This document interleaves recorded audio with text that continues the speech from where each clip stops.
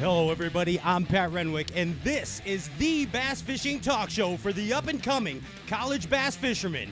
We highlight the anglers, celebrate their victories, and share in their defeats. Welcome to Stray Casts Gone Wild, College Cuts. And here's your host, College Danny the intern, Danny Mo.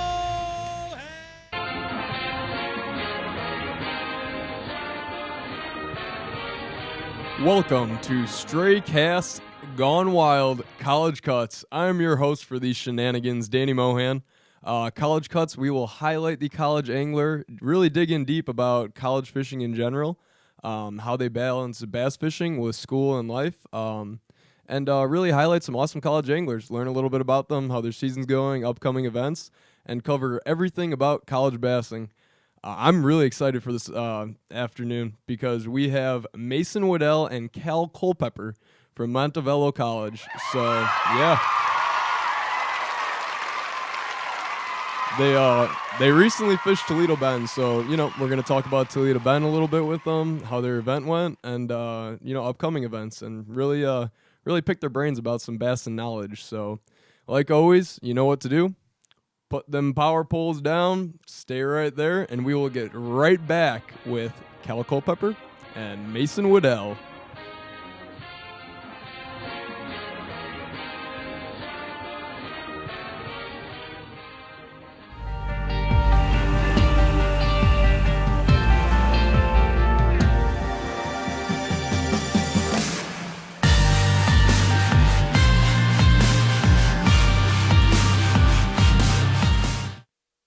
The all-new XF series by Crestliner. Simplistic perfection with performance features built on a platform for success. The amazingly affordable XF series by Crestliner. A brand new way to reel in bass. For more information and to find your local dealer, visit Crestliner.com today. The Crestliner Real Deal Sales Event. The best time to buy is now at Crestliner.com. Save up to $3,000 today. This is Carl. He's been obsessed with fishing since he was a widow tadpole. People have always said he has a unique style, that he skips to the speed of his own cast, so to speak. So, when he started his own tackle shop, he did it his way. With exciting new products every month and great deals on fishing essentials. But the best part? He started a club with amazing member benefits. Go say hi to Carl at shopcarls.com. The TH Marine Hydrowave H2 KVD Edition is a surefire way to ignite a feeding frenzy. The Hydrowave utilizes a sound-emitting technology that imitates bait fish and other feeding fish below the surface that preys on the competitive nature of bass and other game fish to get you more bites. The Hydrowave is another way that TH Marine has you covered from transom to trolling motor.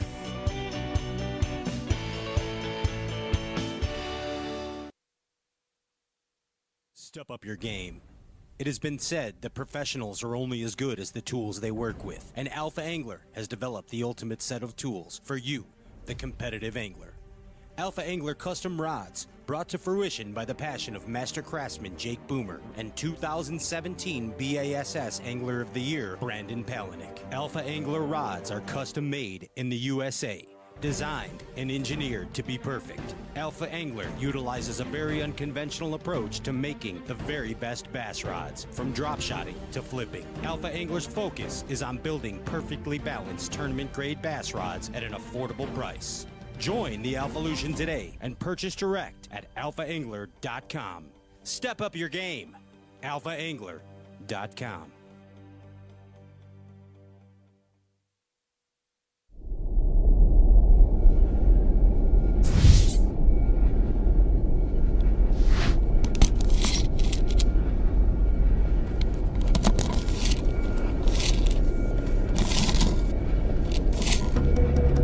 Minus 5, 4, 3, 2, 1.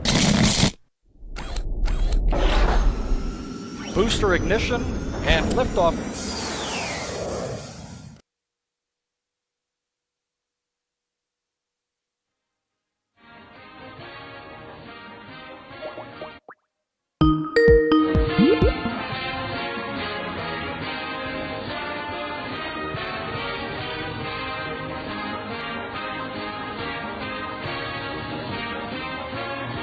Ladies and gentlemen, we bring to you this afternoon Mason Waddell and Cal Culpepper. My hand went the wrong way. All right, Mason's on the left, Cal's on the right. Guys, how are you doing this afternoon? Hello? Doing good, man. We got about a half of what you just said, but we're doing good. I did a little intro. I was like, Mason's on the left, Cal's on the right. You guys go to University of Montevallo. So recently you fished Toledo Bend, right? We did, yeah. Yeah. All right. So how about you guys introduce yourself? Say your age. You go to University of Montevallo. Say your age, your major, and a little bit about yourself. All right, I'm Cal Culpepper. I'm 20. My major is marketing, and dude, I don't know something to say about myself. Pretty much, like most of us, bass fishing is my life. That's pretty much all I think about. So, outside of that, really just living the college life, trying to get a good education, and just see where my life goes, I guess. That's about like me too. My name's Mason Waddell. I'm 19. I was going to University of Montevallo fishing with this knucklehead, and I'm a marketing major. Obviously love to fish. As Pat calls us, we try to be proper bassing men. Mm-hmm. That's everything I try to harness. And outside of that, I don't know. I like love to hunt and love to play guitar. Love music and love the college life. So awesome, guys. So as we all know, the first college event of the year was Toledo Bend. You guys had a heck of an event from my eyes, honestly. On and off the water, you absolutely killed it. You guys are awesome. Can you really dig in? We're going to talk about Toledo Bend a lot and really dig into it. So how did the event, from your guys' perspective, how did the event go in your eyes? Man, I don't know if it could have gone any better. Honestly, it was really. So we quickly learned at that event during practice that. So last year our freshman year we had a decent season, but to our standards that we were capable of more. And during practice for that tournament, it really came to us that last year we definitely just overthought things. Like we got too complicated about it, and we went into that tournament. We were like, look, we got a game plan. We know what these fish ought to be doing. And we just started thinking about, all the different conditions that could happen to cause these fish to change or whatever the case may be. So we went in with a mindset was going to work, which was fishing points, whether it was just like main lake, obvious points or underwater points that we found, with our map. And it worked. We got bites doing it. And then we got a couple big bites doing it. Like, okay, we can come with this.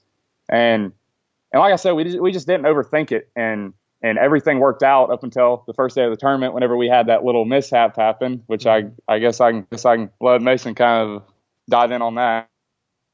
Yeah. So Cal said, it was like just a tournament that you dream about. Obviously, we fish as much as we can, and we like Cal said, we've had some good finishes in college, but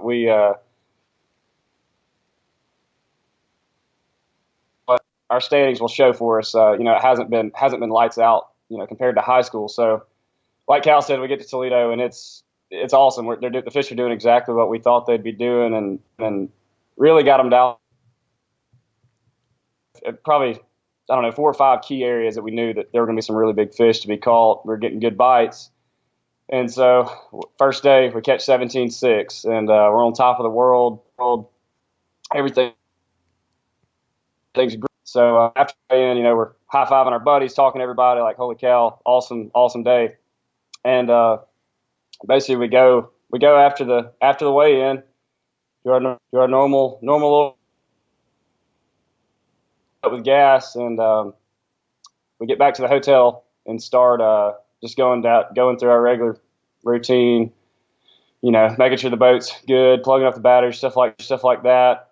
Well, Cal goes drain the live well, and he kind of looks up at me and says, "Mason, we got a problem." I was like, "All right, what's the deal?" And he goes, "There's a fish in the live well."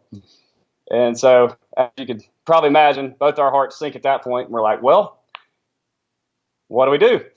And so, man, we thought about it for a while, and obviously, me and Cal, we try to do the best we can to be honest and just be as good a people as we can. And so we decided to call Hank, and we called him, and it wasn't like Hank was enthusiastic about it whatsoever.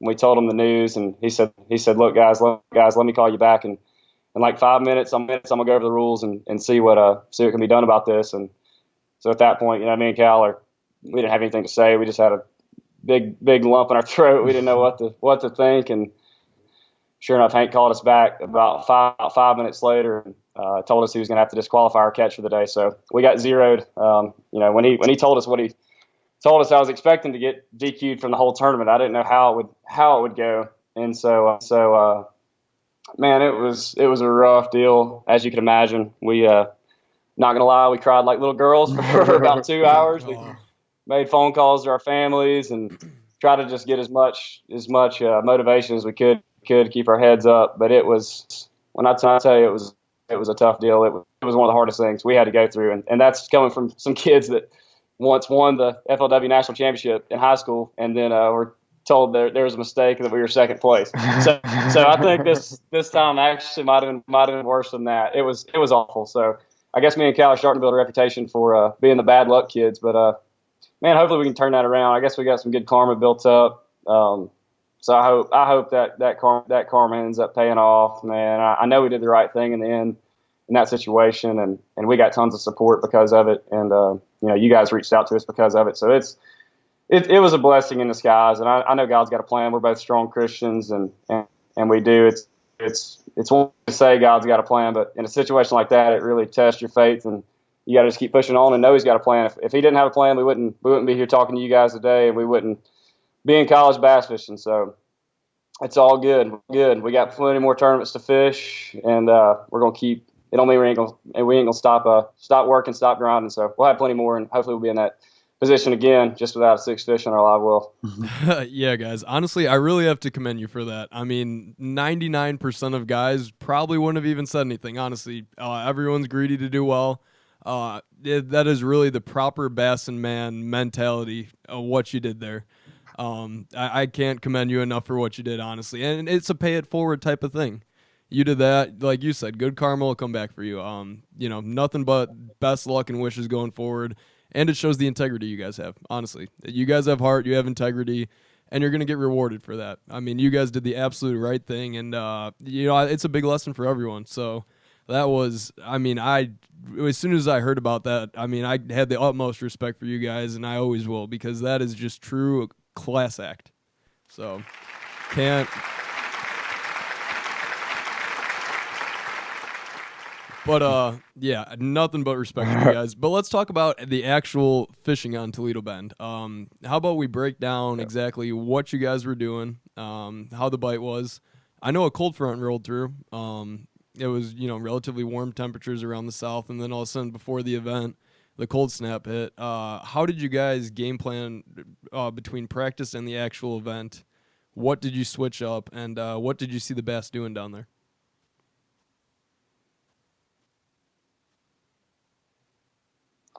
So pretty much, like I said, going into practice, we had a game plan, and it was pretty much just going to be fishing typical, pre-spawn areas. We had that a week before. There was really warm temperatures down there. The water temperature was in the 60s, and there was already a wave of fish that had came up to spawn. And then we had a cold snap the week of our tournament, and we knew there would be, not all the fish had moved up to spawn just that 1 week. And we knew there was fish that with that cold snap had pulled out that might have already been up there spawning. And so, typical pre-spawn stuff, you look for points and drops and main river channels, at the mouth of spawning pockets and stuff like that. And so we pretty much in practice dialed in just this one section of the lake. It was the midsection. One day of practice we went to the, down the lake and tried down by the dam and stuff like that. And we just didn't get much figured out on that area of the lake. And then the next day we went back mid lake, and our pattern was still there. So obviously we got it dialed into that mid lake portion. And we had about 4 or 5 spots that were really, proven to be our best spots. But, we had more on top of that in case we needed to go to it. And like I said, we were just fishing points, whether they were underwater points that came off of spawning flats or like I said, just main river points, most obvious stuff, but, somebody who doesn't know how to read it. And, pretty much we just fished the tops of these points and with a wobblehead and a Carolina rig. And during practice, they seem to be more spread at the top of the point. You could just fan cast all up on top of it and catch a fish here, catch a fish there.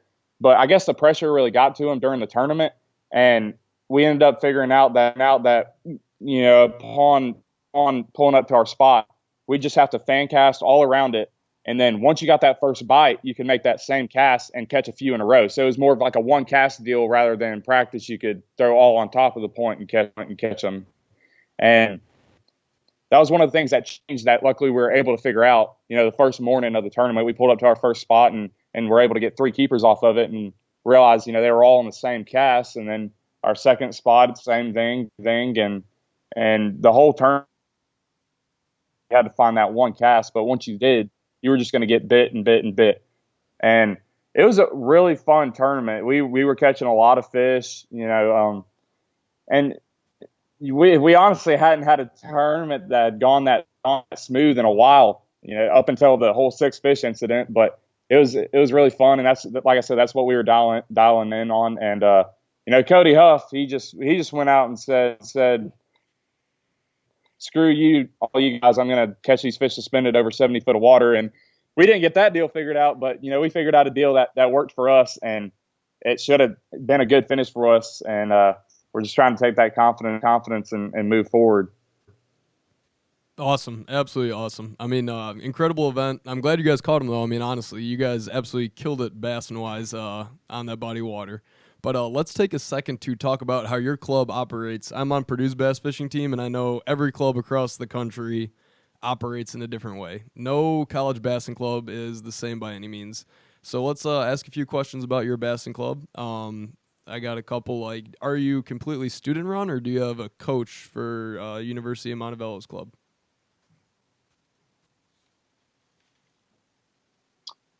Yeah, so the way it works is we do have a coach. His name's William Crawford, and he does a really good job of running our team. And basically we've got what's called the Outdoor Scholars Program, which is just a big field basically of fishermen as well as hunters. And so it combines kids that's got passions in all different areas of the outdoors, throws them in a big pot, and basically through that you've Montevallo fishing team. And so, the way we do it is we go out every year and we all, obviously being coach ran, coach gets us riled up together and we go out and try to find sponsors. He tries to find sponsors. We'll do fundraisers, things like that, and get as much money generated as possible.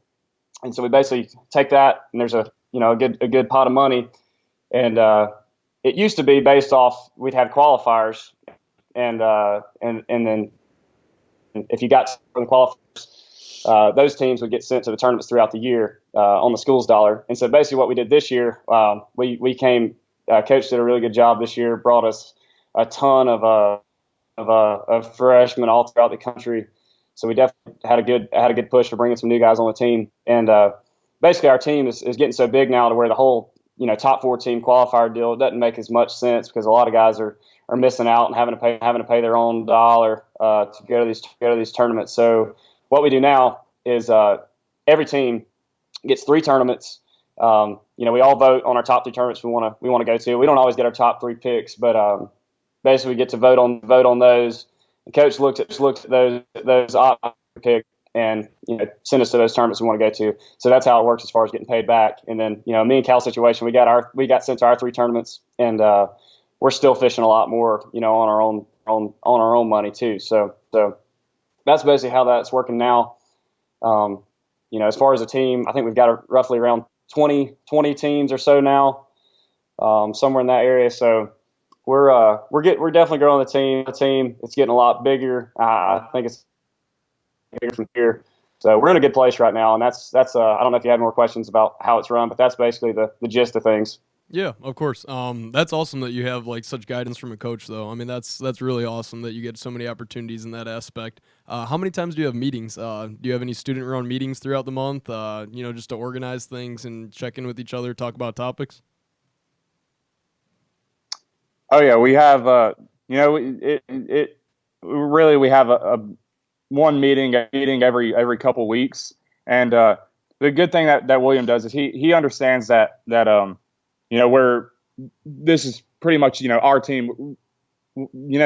He's our coach, but he wants us all to be happy, and he wants us all to be able to fish. This he wants us to be able to fish, and he lets us put in our own input and let's talk things at these meetings, and he'll just go over whatever he needs to, whether it's the tournament coming up or talk about who's going to each tournament on their own dollar and stuff like that. And he really just makes sure that everybody's happy and the team's getting ran the way everybody wants it to. We obviously you can't please everybody, so everybody's not going to agree on everything, but those meetings really help with us all getting together and figuring out what we need to accomplish and how we can make the team, be ran better, especially with more members coming in. It gets kind of crazy with that many guys on the team, but it all works out those meetings, and it like I said, it helps out a lot. Yeah, it sounds like an absolutely awesome program. I mean, it's well run too. You guys are very organized. Everyone does their own part. That's absolutely great. Now, fishing-wise, I mean, obviously there's the national tournaments. You're fishing the big BASS, you're fishing all the major tournaments. But do you have club tournaments, or do you guys organize any event on a local lake where only your university fishes in it? And do you guys compete just against yourselves ever?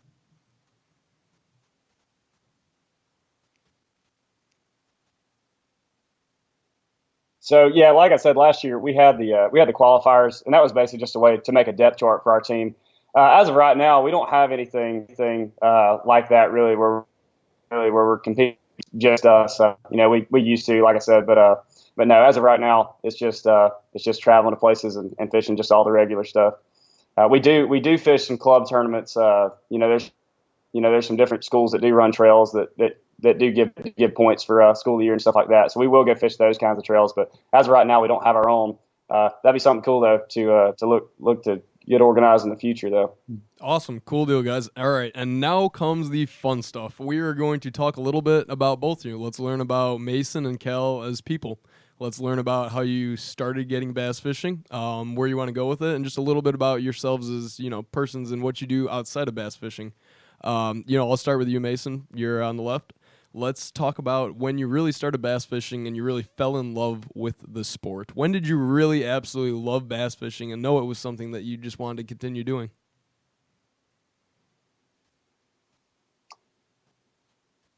Yeah, so for a lot of my life, I'm sure some people know my dad's Michael Waddell. He owns Bone Collector, and so for all my life, man, pretty much my main focus. I played a lot of sports and I played baseball, played football, things like that. But I was a big time hunter and still am, and that's what I really did for a lot of my life. Hunted every chance I could and stayed in the outdoors and through that hunting all the time. And go right there together hand in hand. And so I was probably, I don't know, I'd say probably 9 to 10 years old when I first started, going bass fishing. I remember going. My papa has a pond at his land, and me and my dad or my stepdad, my buddies, we'd go out to that pond. And I remember one of the first times I went, I caught a 5-pounder on an old culprit worm, and man, it blew my mind. Like at that time, I shot some whitetails and shot some turkeys, but when I caught that bass, I was like, "Holy cow, man! This is a whole new deal." I can't even see that fish I just caught, but somehow I just tricked him into biting my bait, and so it was just a crazy, mind blowing experience. And through that, I got on YouTube. I started watching just tons of videos. I just watch as many 3-minute videos on how to fish a rattle trap, how to flip a jig, how Carolina rig, whatever it was. I had no idea what all these things were. But to a guy that was just getting into bass fishing, that was the quickest way that I could get on and just learn all I could. And so I had a few people in my family that fished, but nobody that was really serious tournament fishermen. So I had a lot of things to learn. So that was one way I learned a lot of stuff. And you talk about obsessed. I mean, literally all I wanted to do was learn how to bass fish and learn different things. So, you know, it started out as all I really was my pawpaw's pond. And as funny as it is, man, I learned so much out there because I'd watch a YouTube video, had no idea what the technique or the bait was, and I'd go out there and try it. And sure enough, I'd catch a bass. That thing was loaded with fish. And so through that, you know, obviously you can't pond fish your whole life and expect to get better. And I was probably 12 or so, and started going. Me and Cal both live on Lake Harding, which is in west central Georgia, is basically where it is on the Chattahoochee River. And so I started going out on Lake Harding a lot, you know, fishing. I had a little John boat I'd take out there. And so started applying some of those same things I was learning, just fishing ponds and stuff out there. So before you knew it, I was starting to put some things together, starting to figure out what was going on.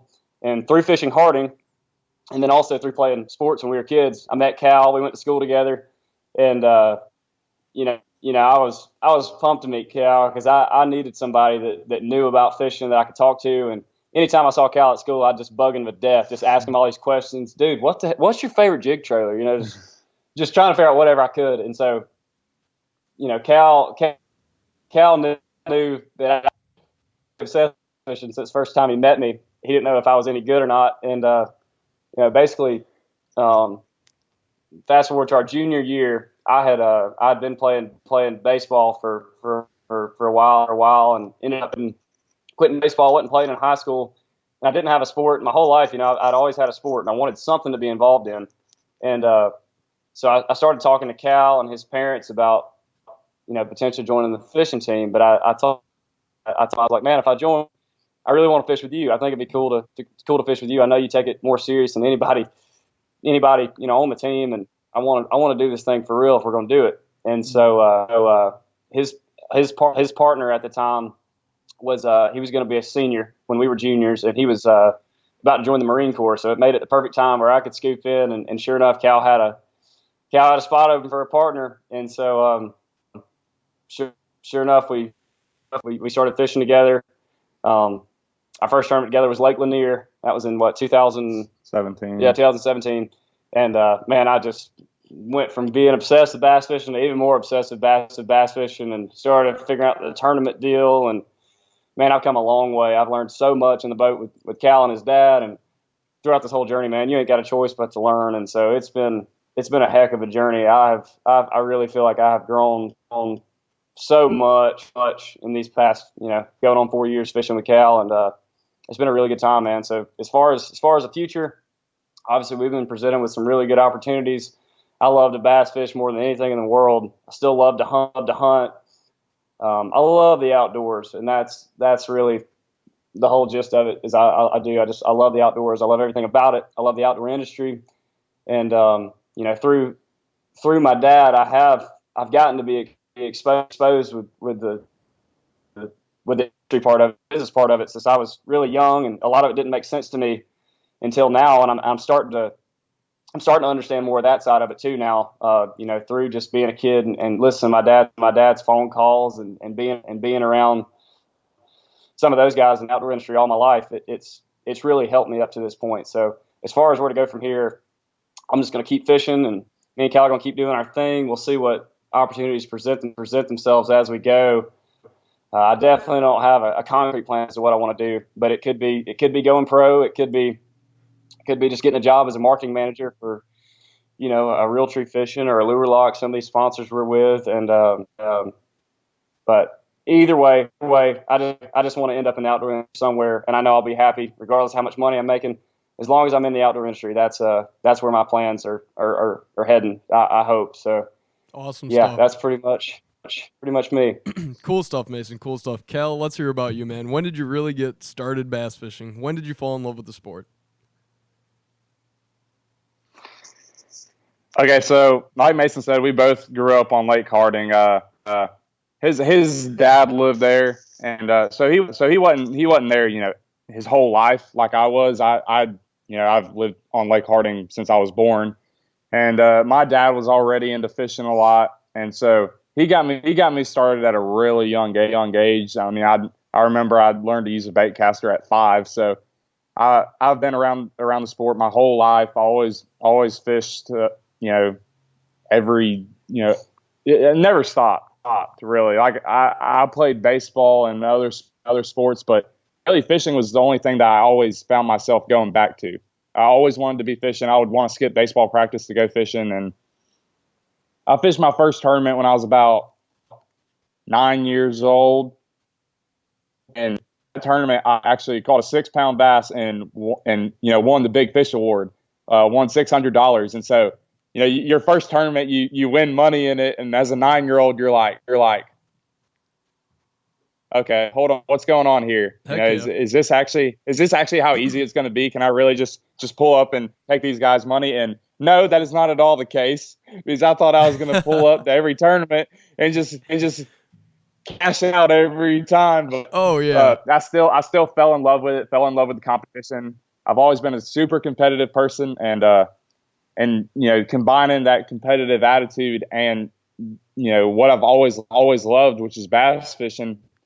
It was such an easy route to go for me. And in the 8th grade, our high school team got started. I was able to fish a few tournaments, but I was a member of the high school team from the moment it was started till we graduated. And like Mason said, we started fishing together junior year, and really just had that type of partnership where even though Mason hadn't fished any tournaments before, you could tell he still knew what was going on. And that's what was so cool, because his first tournament, he still kind of understood it.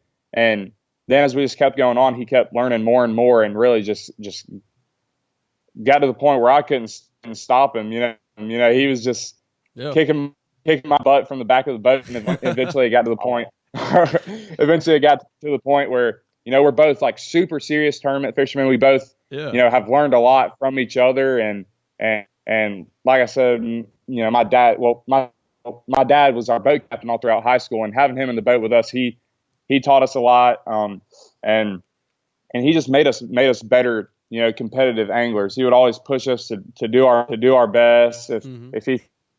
If he thought we were slacking in a tournament or not fishing right, he would, he'd say basically, hey, you get your shit together, come on.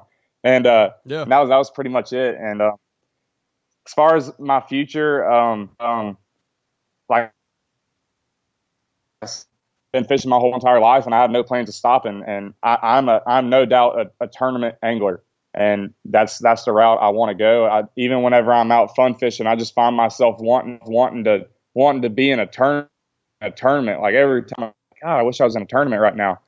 And so my route is definitely, I want to go pro, and obviously there's a lot to learn, and luckily, I have the connections with certain people to where I can keep on learning and keep on finding out for sure if this is the route I want to go, which I'm pretty sure I'm set on that. But came to the University of Montevallo, got that, started majoring in marketing, and I just have that as a backup plan in case my dreams don't work out. Like Mason said, I just want to do something in the outdoor industry. The dream is always to be a professional bass fisherman, but as long as I'm working in the outdoor industry, I'll be happy, and that's pretty much where we're at right now. Awesome, guys, honestly, and I can't wish you the best going forward. I mean, I know you're both really skilled anglers, and I really hope you guys both make it to the top level.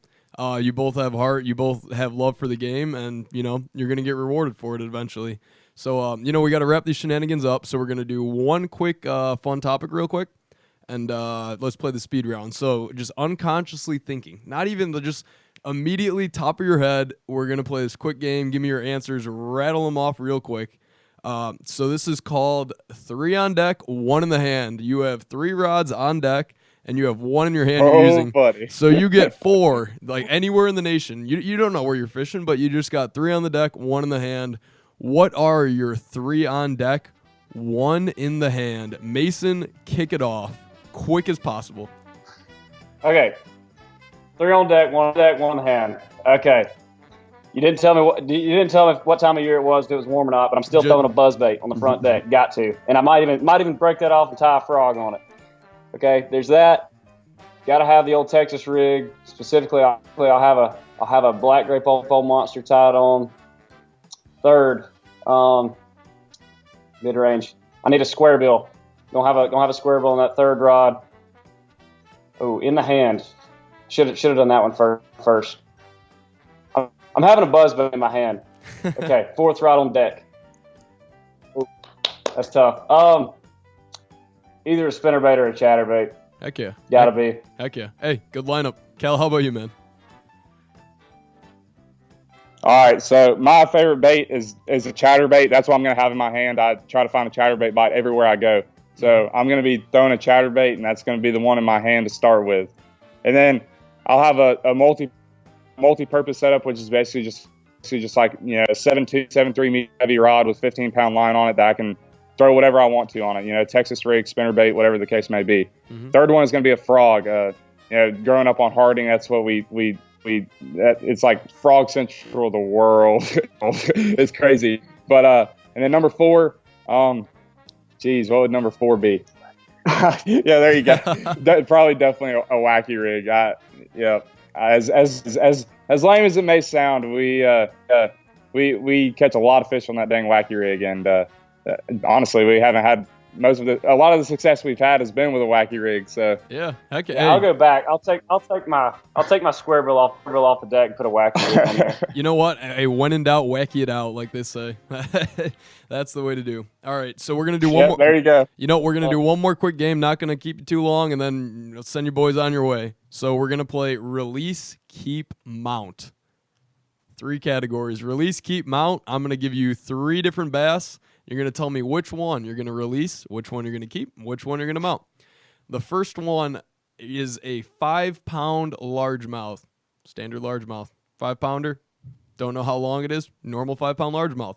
The next one is a 4.5-pound smallie, but that 4.5-pound smallie is 15 inches long. It is an absolute football. And the next one, absolute foot. It looks like a little rugby ball, man. And then the next one is a spot. It is a spotopotamus. That thing is 5.5. Which one you keeping? Which one you releasing? Which one you mounting, man?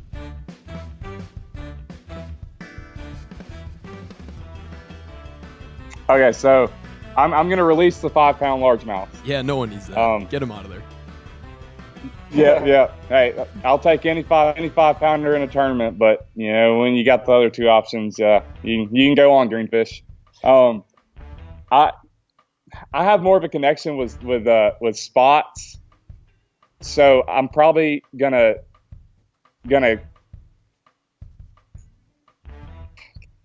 call smallmouth, and that smallmouth that you're talking about is pretty intriguing.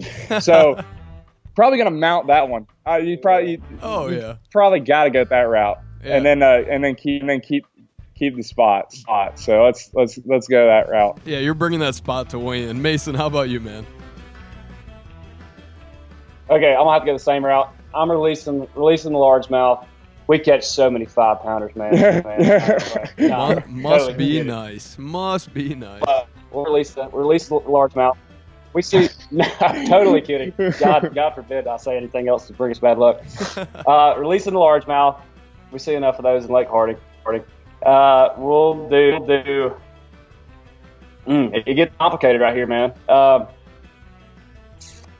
Man, I hate to be cliche, but I'm gonna have to go with Cal. I'm gonna mount that cool freaking however long you said big old smallmouth, and I'll probably keep that spot. We are right here beside Lay Lake, so even though we hadn't caught too many trophy spots, I got a feeling that's coming. I hope that's going to come. We don't get to mess with those brown ones much, so I'm gonna mount that thing, put it in our house we're in now. We call it the Blue House. I'm gonna put it right above the TV so for everybody to see. Oh yeah, that pretty brown joker, big giant. It's a very unique smallmouth we're talking about, man. This thing literally looks like an NFL regulation football. So. But, hey, can't thank you guys enough, honestly. It was great having you as guests, and you guys are going to the Classic, right? Oh, yeah, we'll be there. Yes, sir. I will see you there. I'll see you guys at the Classic. Hey, I'll See you there. I'll probably see you guys at one of the college bassin events coming up. So, we'll get together at the Classic for sure. And nothing but best luck and wishes going forward. Congrats on Toledo Bend. Can't commend you guys enough for what you did. That was the proper bassin man thing. Mason Waddell and Cal Culpepper, proper bassin men. Thank you so much for joining us this afternoon. And, hey, have a great season, boys. You're going to kill it. Appreciate it, man. Thanks for having us. Take care.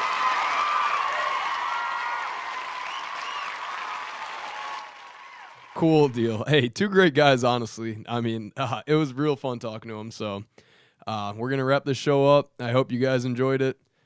Danny Mohan here, College Danny the intern, whatever you'd like to call me. Hope you had a great afternoon. I'd like to thank the sponsors, Carl's Bait and Tackle, Crestliner, Brevarney, TH Marine, Abu, Berkeley, Power Pole, KVD Line and Lure. Got the Bite Me Tackle, got the BTS. We got Amphibia Eyewear, the sunglasses, the good sunglasses. Carl's Bait and Tackle Mystery Tackle Box, best thing out there. Get it delivered monthly. All right, guys, have a great afternoon, and let's college cut it up. See ya.